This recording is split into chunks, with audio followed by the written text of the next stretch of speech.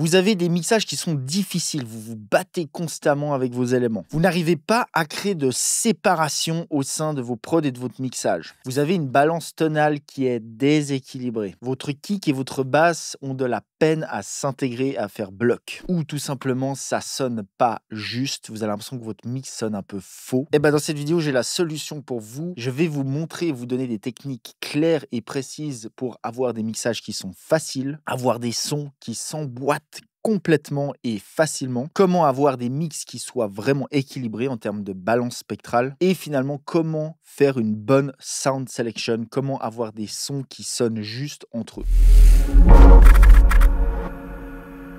Sachez que si vous souhaitez me booker en tant que ghost producer ou producteur, coproducteur ou pour polir vos tracks sur un mixage ou un mastering, vous pouvez m'écrire sur ce mail. Alors, un des aspects les plus importants quant au mixage et à la production et le résultat final d'une track, tout simplement, c'est le fait de faire une sound selection. Par sound selection, je veux dire simplement choisir ses sons. Ça peut être choisir des samples, mais c'est aussi relié évidemment au sound design. Quel type de son on design dans quel contexte? Qu'est-ce qu'on choisit de créer comme son? Sound selection, ça rejoint tout ça, c'est un des éléments, sincèrement, qui est le plus important de toute production. Pourquoi? Tout simplement parce que si vous n'avez pas ça qui est juste, derrière, vous pourrez faire ce que vous voudrez, vous pourrez essayer d'appliquer autant de techniques de mixage que vous voulez, vous n'aurez jamais quelque chose qui sonne juste et professionnel, tout simplement. Donc dans cette vidéo, je vais vous donner un petit peu une technique, une manière de voir votre sound selection différemment. En gros, 3 aspects, on va voir vraiment 3 gros axes qui vont vous ouvrir les yeux sur comment vous représenter le son au sein de vos productions et vous allez voir que tout de suite, tout va s'entremêler et tout va être beaucoup plus facile. Première technique, c'est de voir ces sons, sa sound selection, de manière spectrale. C'est-à-dire que au lieu d'écouter simplement un son, principalement en musique électronique, on va créer ce qu'on appelle un ancrage. C'est-à-dire typiquement, l'ancrage va être le kick bass, en gros. Kick, bass, drums, ça dépend. Suivant les styles de musique, cet ancrage peut varier. On s'en fout. Ce qui compte ici, c'est de comprendre le principe. Vous avez un ancrage. Donc, vous commencez par créer, par sound design, par faire la sound selection par rapport à cet ancrage. On va prendre un exemple simple.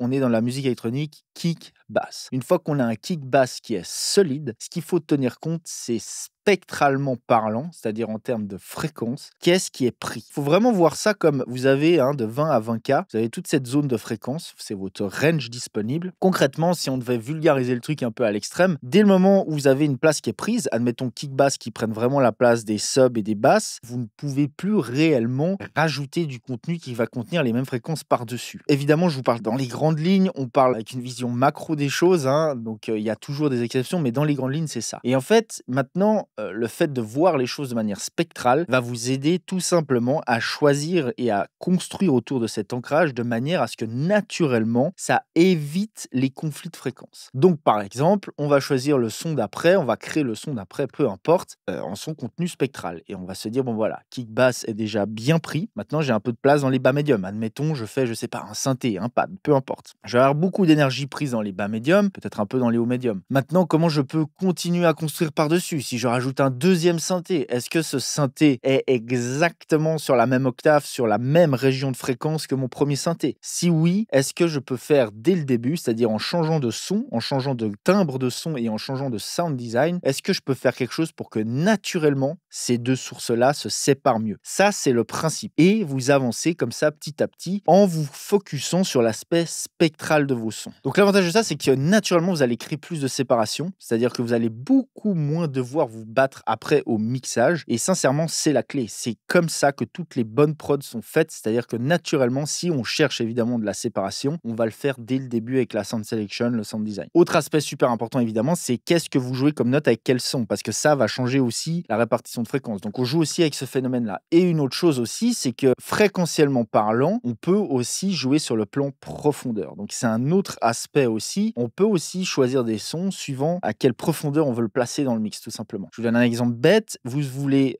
prendre et faire un son qui soit dans le fond, et naturellement, vous allez créer un son ou choisir un son qui aura beaucoup moins d'aigus, parce que les aigus sont une des manières premières dont on peut localiser la distance d'une source. Il y en a d'autres, évidemment, on va pas rentrer dans le détail, mais voilà, c'est juste un exemple que vous compreniez le principe. Je m'arrête 2 petites secondes pour vous dire que si vous voulez downloader 300 presets sérum de haute qualité gratuitement, vous pouvez aller sur strupstudio.school et vous vous inscrivez à la mailing list. C'est complètement gratuit. Vous allez voir, vous n'allez pas le regretter. regretter. Donc maintenant, je vais vous donner une deuxième manière de voir vos sons et votre sound selection, c'est la manière temporelle. Si vous regardez temporellement ce qui se passe, le but n'est pas de tout remplir. Ça, c'est une erreur super commune qu'on peut voir chez les plus débutants ou amateurs, c'est qu'ils remplissent à toc leur track temporellement parlant, hein. C'est-à-dire qu'en gros, il y a tout le temps des sons qui jouent, si on prend le truc et qu'on vulgarise, et c'est vraiment pas le but. De la même manière, laissez respirer votre track, laissez respirer votre track et ayez des petits silences de temps en temps. Vous voyez ce que je veux dire? Quand vous faites un pattern, par exemple, de drums, généralement, on veut pas remplir tout l'espace temporel avec des drums, peu importe les drums. Vous comprenez le principe? Eh ben, globalement, quand vous choisissez des sons, vous faites votre sound selection, vous pouvez aussi agir sur le domaine temporel, c'est-à-dire choisissez des sons en fonction de leur longueur, en fonction concrètement de leur enveloppe de volume. Donc si vous faites aussi de nouveau du sound design, faites attention à l'enveloppe, au shaping de volume dans le temps, parce que vous verrez que c'est un des éléments clés aussi pour que les sons s'entremêlent. Si par exemple vous avez que des sons qui ont des enveloppes super longues avec beaucoup de sustain et compagnie, ça va jamais jouer. Il va falloir en général créer des contrastes, c'est-à-dire avoir des sons qui sont super tight, super courts, super percussifs, d'autres qui sont plus longs, d'autres qui ont des attaques qui montent lentement, etc., etc. Et on va créer comme ça tout un entremêlement, on va dire, dynamiquement parlant, entre guillemets, et temporellement,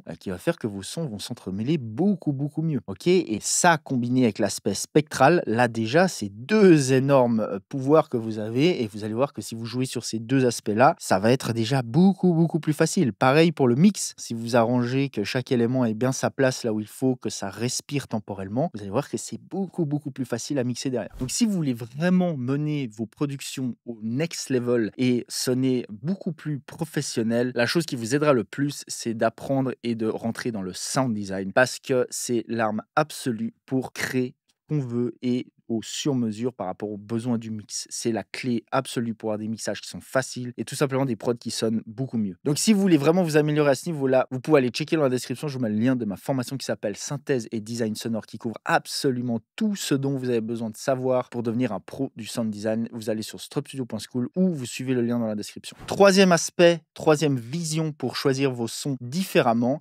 c'est l'aspect transitoire, les transients. Choisissez vos sons en fonction de leur transitoire. C'est-à-dire, il faut de nouveau créer du contraste. Vous devez et vous aurez tout intérêt à avoir des éléments qui sont très transitoires, qui ont des gros transients, typiquement vos drums, mais vous allez aussi évidemment avoir intérêt à avoir d'autres éléments qui, eux, sont plutôt flats, qui n'ont pas de transients prononcés. Pourquoi? Parce que c'est ce qui va aider à discerner le fait que vous avez du punch dans votre mix et dans votre prod. Si tous vos éléments ont énormément de transients, ça va être très très difficile de donner l'impression qu'un élément en particulier soit plus punchy qu'un autre, par exemple le kick ou votre snare, peu importe. Vous voyez ce que je veux dire? La clé, c'est le contraste. On va plutôt se parler spécialement des sound selection des drums. Quand vous faites des drums, que ce soit en sound design ou que vous choisissiez des samples, ayez bien ça en tête. Faites gaffe typiquement avec vos hats. Une erreur très commune, c'est d'avoir des hats qui ont beaucoup trop de transitoires et du coup, c'est compliqué, on va dire, à mixer derrière. Il y a plein de techniques qu'on peut appliquer, mais concrètement, les transitoires, on peut voir ça comme une sorte de hiérarchie. Un fort transient sur un drums nous donnera toujours l'impression que ce transient est plus près qu'un